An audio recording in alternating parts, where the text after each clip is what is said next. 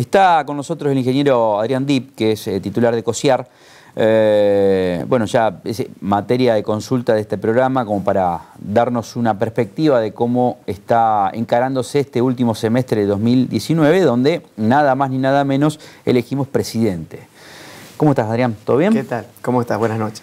Bueno, ¿qué análisis haces de esta situación que se vive hoy, donde yo creo que los políticos están mucho más metidos en debates que no tienen que ver con la economía?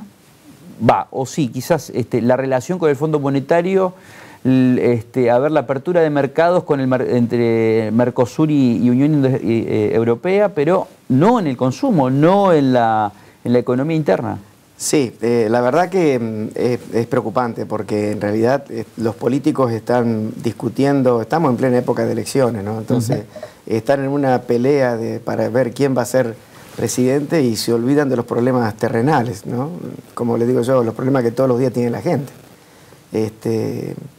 Y bueno, y la verdad que lo veo con cierta preocupación, porque también por otro lado tampoco veo, digamos, por parte de los candidatos, de los precandidatos, porque todavía faltan las PASO, ¿no? No veo por parte de los precandidatos ideas claras sobre cómo van a resolver los problemas que realmente tenemos. O sea, por eso te digo que no están en los problemas diarios de la gente y están en discusiones por ahí que no tienen mucho que ver, ¿no? La obra pública, ¿hoy cómo está? A nivel provincial, sí. Bueno, mira, nosotros veníamos con un nivel de actividad muy importante, veníamos con una vara muy alta y las elecciones le puso un paño frío a todo esto. Y bueno, y por el cambio de bandera política, de gobierno político, digamos, bueno, es como que hubo un parate importante en lo que es licitaciones nuevas, con lo cual te diría que se sigue trabajando fuerte en las obras que están en ejecución, porque no hay ningún problema en cuanto a eso, pero el problema que vemos en el corto plazo es que las obras, como todo, se termina y no hay trabajos nuevos para empezar, porque hay muy pocas licitaciones.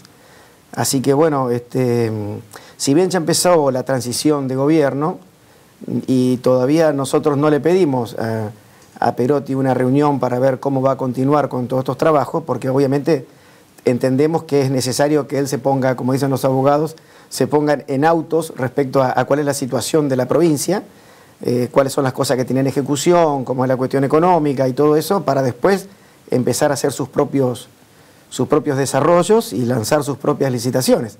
Así que bueno, de todas maneras, hasta fin de año no vemos un panorama muy bueno para la actividad, sinceramente. O sea, la decisión de la transición está ya a las claras, digamos, como muestra palmaria de que no va a haber nuevas licitaciones. Y, a ver, no se lo preguntamos directamente al gobierno, pero al gobierno actual, que es quien debería licitar ahora, pero a las claras se ve la página de la provincia prácticamente no se mueve en cuanto a licitaciones, y eso, o las que hay son muy chicas, entonces, y las pocas que hay más o menos importantes, hay 20 empresas que se presentan, o sea, eso habla de la necesidad de trabajo que hay. O sea, cambió de un semestre al otro absolutamente. Pasamos íbamos para el norte y vamos para el sur ahora. ¿Las licitaciones de fondos nacionales? Bueno, muy poco y nada también. Las licitaciones, con obras paralizadas, digamos, también. Sí, con problemas de pago. Por eso, la situación en general de la actividad, nada que ver lo que era 6 meses atrás. Nada que ver. ¿Y a ver, ustedes hacen catarsis dentro de la Cámara Argentina de la Construcción, Delegación Santa Fe, y empiezan a reunirse con los de Rosario, Rafaela, etcétera, y dicen, si gana este gobierno o gana este gobierno, ¿va a ser de una u otra forma? Mira, eso es casi hacer futurismo, digamos. Pero ponen, digamos, en la balanza los distintos escenarios. Sí, claro, sí. Sí. ¿Y qué análisis más allá, digamos, de a quién convenga o no, digamos, pero qué análisis hacen de lo que ya ha ocurrido? Porque tienen que comparar, ¿no? Porque si hay dos modelos, si hay dos modelos de polarización, hay dos modelos que están dentro del escenario como una posibilidad de polarización, que es el macrismo o el kirchnerismo, también, o sea, cómo va a ser los próximos 4 años, ¿no? Lo más preocupante de eso es que, primero, un gobierno, los dos ya no gobernaron. De alguna u otra manera, los dos ya no gobernaron. Es decir, que no va a haber sorpresas con respecto a eso. Y eso es lo preocupante, porque en realidad ninguno va a atacar de fondo los problemas que tenemos. Un poco lo que te decía al principio. O sea que, en realidad, gane quien gane, vamos a perder 4 años más. Es tristísimo lo que estoy diciendo, pero es así. O sea, ninguno de los dos, digamos, te van a dar una solución a corto plazo, y teniendo en cuenta también el factor externo. Mira, nadie habla de reforma tributaria, nadie habla de reforma previsional, nadie habla de reforma laboral. O sea, son todos temas que realmente le hacen mal a la producción del país. Y sí, Espert sí. Espert es el único... Y la baña algo es Bozzo también. Pero Espert, lamentablemente, no sé si llega a los 10 puntos. Lo cual también es preocupante, porque habla de nosotros como sociedad. Es decir, creo que nosotros como sociedad no tenemos claro qué es lo que queremos. Si vos me preguntás, Espert para mí es el candidato, y sin embargo no llega a 10 puntos. ¿Cómo se afronta, digamos, esto en un momento de incertidumbre? Porque la decisión política depende del 27 de octubre y quizás hasta mediados o fines de noviembre. Porque si hay un escenario de balotaje, tenemos que estirar la agonía como pasó en el 2015. Un poco más, sí, exactamente. Entonces, ¿cómo se transitan estos 3 o 4 meses de campaña? Bueno, mira, particularmente, y esto hablo por mí, digamos, porque, a ver, yo siempre digo, si hacemos siempre hacemos las mismas cosas, ¿por qué esperaríamos resultados diferentes? Es decir, nosotros veníamos muy afectados, muy abocados a la obra pública, y bueno, tendríamos que inclinarnos a la parte privada. Es decir, hay que volver con la carpetita bajo el brazo a recorrer las industrias y las empresas para buscar trabajo. Porque el Estado, que es el principal comprador, digamos, va a estar en el freezer por este tiempo. Entonces hay que buscar aquella empresa que esté decidida a invertir. ¿El panorama del segundo semestre es de cesación de pagos? Y esperemos que no. La verdad que... ¿Han hecho un seguimiento y una proyección? No, sinceramente no. Pero, a ver, uno a las claras lo ve, porque vuelvo a lo mismo. La tendencia del mercado es a la baja. Y la actividad de la construcción es una actividad que mueve muchísimo dinero, pero los porcentajes de rentabilidad son muy pequeños. Entonces, cuando a vos se te corta la cadena de pago, enseguida entras en cesación de pago. ¿Me entendés? O sea, con lo cual, lo que vos decís del primer semestre, te diría que es factible. Ojalá que no, pero bueno, puede estar entre las posibilidades. Hablemos de construcción exclusivamente y vamos a desarrollos urbanos, a desarrollos inmobiliarios. Cosiar es una empresa que no solamente genera la rama de la obra pública, sino también de los desarrollos inmobiliarios en la provincia, en la ciudad, digamos. Porque ¿cómo es el movimiento, digamos, Sí, en realidad desarrollos inmobiliarios, si vos te referís a departamentos... Claro, te lo desarrollan ellos y los contratan a ustedes para construir. Claro, nosotros estamos más en la actividad privada, pero no somos desarrolladores inmobiliarios. Vaya, claro, nosotros construimos para terceros. Y bueno, pero particularmente en este momento no estamos haciendo edificios de departamentos. Pero vos fíjate que esa es una actividad que sigue vigente. A ver, también... ¿Pero sigue vigente con venta o sigue vigente de construcción? Me parece que con poca venta. La construcción no la podés parar, porque cualquier edificio son 24 meses, o sea, son 2 años como mínimo. Entonces, es una pelota tan grande que vos pones en movimiento que es como querer doblar el Titanic en la esquina. Es decir, es imposible frenar... Claro, es imposible frenar esa magnitud de obra. Entonces, se sigue. Pero casi con seguridad te diría que las ventas han bajado muchísimo. Sí, claro.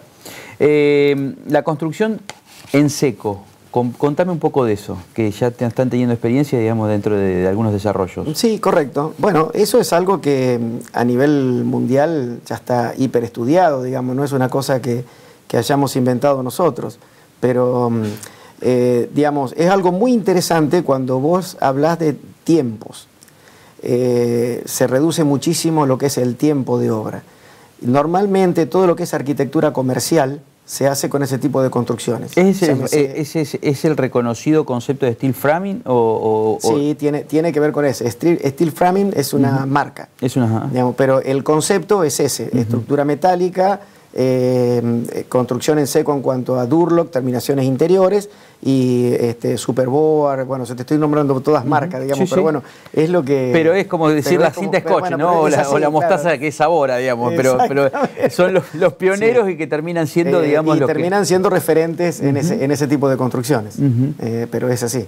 Y hoy, o sea, lo que se gana es en tiempo, pero es más caro la construcción en seco. Es un poco más caro, pero vuelvo a lo mismo, en la arquitectura comercial o en la arquitectura industrial, donde el tiempo también es dinero, utilizan ese concepto de construcción porque les termina favoreciendo.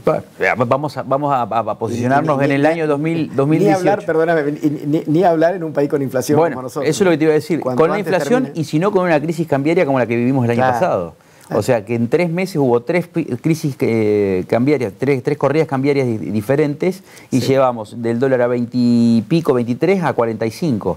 O sea, en eso, fíjate vos, si hubiera arrancado alguien a construir en enero, terminaba con otro índice. Exactamente, sí, claro. Era una, o sea, no es lo mismo construir a 24 meses que a 8. 8 es el término aproximadamente. ¿Cuál es el Depende del tamaño de la obra, por supuesto. Nosotros estamos haciendo ahora un edificio corporativo para ACA, la Asociación de Cerealeras Argentinas, y bueno, y tenemos un plazo de 8 meses de obra, sí, y es un edificio de planta baja y 3 pisos altos.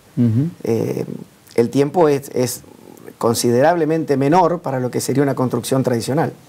¿Lo recomendás para módulos habitacionales? Sí, claro. Es una construcción, te vuelvo a repetir, es una construcción que... O sea, es una tendencia mundial. En el tiempo. Sí. No estamos hablando de una casa de cartón. Es perdurable en el tiempo, no tiene ningún problema. De hecho, pero esto en Estados Unidos, en Canadá, en Europa, se construye así hace, pero ya... muchos años. ¿Y por qué en Argentina ahora recién se empieza a hacer los primeros pasos? Bueno, en parte te diría que a pesar de ser productores de acero, el acero, que es uno de los componentes principales de ese tipo de construcciones, es muy caro en Argentina. Lo fabricamos nosotros, pero es muy caro. Y eso tiene una incidencia muy importante. Vos fíjate que toda la perfilería, es todo acero, ¿no? Entonces, bueno, en la medida que no veamos un poquito ese tema, va a seguir siendo caro. Caro, definamos caro, estamos hablando de que a lo mejor cuesta un 20 o un 30% más, también depende de qué tipo de obra. Pero lo ganas en tiempo. Pero sí, totalmente. Es mucho claro, más amortizable en esas cuestiones, digamos, con una inflación del 50%, digamos, ese 30% se lo diluye. Lo ganás en tiempo, exactamente. Sí. La última... ¿qué pensás vos, qué le dirías vos a Perotti, más allá que mencionaste, todavía no tuvimos una reunión, digamos, con la Cámara, como para saber cuál va a ser el diseño trazo grueso, digamos, de la economía y sobre todo en obra pública? ¿Y qué le dirías a Jatón? Ajá. ¿Qué le diría a Perotti? Bueno, es al revés, digamos. Perotti arranca con una vara muy alta en cuanto a nuestra actividad, ¿no? Se refiere. Mínimamente que la mantenga, ¿no? Y bueno, y a Jatón, bueno, con la municipalidad hay algunos problemas de cobro de certificados, de redeterminaciones de precio, que ya vamos a tener reuniones con Corral, vamos a tratar de resolverlo antes de que se vaya, pero digamos, le pediría que no haga lo mismo, digamos. Le pediría que... Ese ha sido un déficit de la gestión Corral. Sí, para mi manera de ver, sí. Adrián, como siempre, muchas gracias. No, por favor.